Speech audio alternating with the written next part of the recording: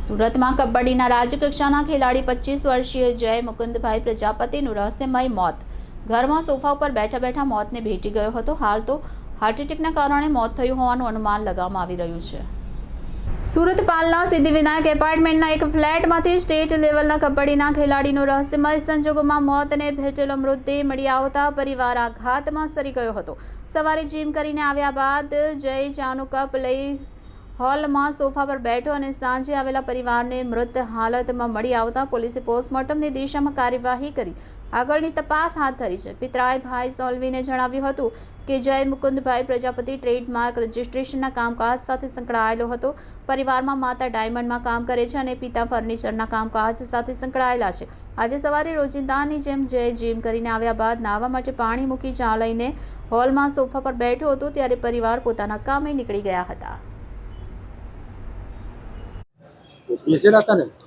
Sofa પર બેસેલા હતા.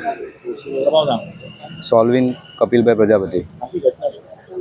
ઘટનામાં એવું છે કે સવારેનું રૂટીન જે જીમનું છે એ પટાવીને ઘરે આવ્યા હતા. ઘરે આવીને સોફા બેસીને ચા પીવા ગયા. ત્યાં આગળ એમની ડેથ થઈ ગઈ છે. ને અમને સોફા પર જ એવી અવસ્થામાં અમને સાંજે 6 વાગે અમને મળ્યો છે. ડેથ એની સવારે થઈ કેમ કે ઘરે કોઈ હતું જ નહીં. એ કબડ્ડીનો ખેલાડી હતો ને એને કબડ્ડીમાં જે અત્યારે આપણું જે IPL જેવું જે ચાલતું છે ને એમાં એને જવાની ઈચ્છા હતી.